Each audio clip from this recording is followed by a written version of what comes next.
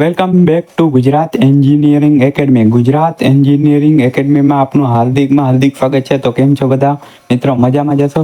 તો આપણે આજે વાત કરવાના છે કે જે નવા સ્ટુડન્ટ આવ્યા છે, જે સેમ 1માં અત્યારે અભ્યાસ કરે છે, તો તેને સેમ 1નું જે રિઝલ્ટ આવશે, બરાબર, તમે પેપર દેશો અને જે રિઝલ્ટ જાહેર કરવામાં આવે છે, રિઝલ્ટને આપણે ઇઝીલી મોબાઈલમાં કેવી રીતના જોઈ શકાય અને સ્ટેપ બાય સ્ટેપ સમજાવશી કે રિઝલ્ટ આ પ્રમાણે જોઈ શકાય છે આપણે ઇઝીલી. તો આપણે મોબાઈલમાં ઓપન કરી લેવાનું ક્રોમ બ્રાઉઝર, કે તમારી પાસે ગૂગલ હોય તો ગૂગલ અને ક્રોમ હોય તો ક્રોમ બ્રાઉઝર, ગમે એક બ્રાઉઝર ઓપન કરી લેવાનું અને તેમાં સર્ચ કરવાનું છે આપણે જીટીયુ રિઝલ્ટ.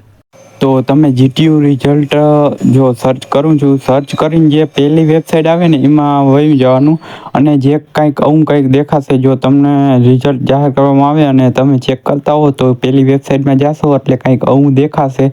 તો આપણે ડિપ્લોમામાં જે સેમ 1માં અભ્યાસ કરતા હોય તો અત્યારે જે રિમિડિયલનું રિઝલ્ટ આવેલું છે તે અત્યારે તે સ્ક્રીન ઉપર જોઈ શકો છો મિત્રો.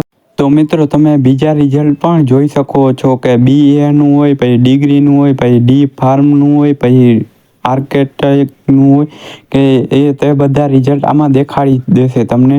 જો રિઝલ્ટ આપણે તો ડિપ્લોમા લાગે તો ડિપ્લોમા એન્જિનિયરિંગ એટલે એમ લખેલું અહીંયા DIPL, તો આપણે તેના ઉપર ક્લિક કરી લેવાનું થશે.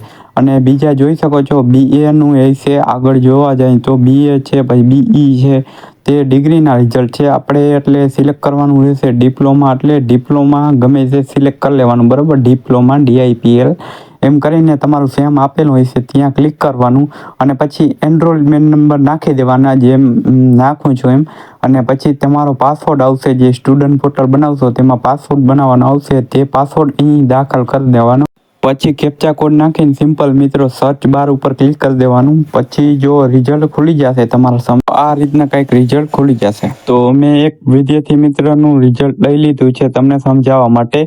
તો મિત્રો જો તમને રિઝલ્ટ હજી તો આ એક જ સબ્જેક્ટ છે, તો તમારા સેમ 1માં જેટલા સબ્જેક્ટ આવશે ને એટલા અહીંયા આવી જશે. અને જો જે વિદ્યાર્થી ફેલ થશે એક પણ વિષયમાં, તો તેમાં નીચે લખેલ આવી જાય sorry you have not clear this exam, એમ લખેલ આવી જાય. અને જે વિદ્યાર્થી પાસ થઈ જશે તો congratulation, you have pass the exam. તો મિત્રો એવું પણ બની શકે કે તમારું રિઝલ્ટ જ ના ખુલે, કેમ કે ત્યારે બહુ ટ્રાફિકના હિસાબે વેબસાઇટને લોડ પડવાથી અથવા હેંગ થઈ જાય. તો તમારે ચિંતા કરવાની જરૂર નથી. અમારે ગુજરાત એન્જિનિયરિંગ એકેડમીમાં તમે સંપર્ક કરી શકો છો. તેમાં લિંક નીચે આપી દઈશ, એટલે તમે જેથી રિઝલ્ટ આવવાનું હોય તેથી તમે આનો સંપર્ક કરી શકો છો. તમને જવાબ આપવામાં આવશે અને તમારું રિઝલ્ટ પણ મોકલવામાં આવશે. તો તમારા બધા જ રિઝલ્ટ જોવા હોય તો તમારે પાછું સર્ચ બારમાં જઈ અને સર્ચ કરી લેવાનું રિઝલ્ટ લિસ્ટ.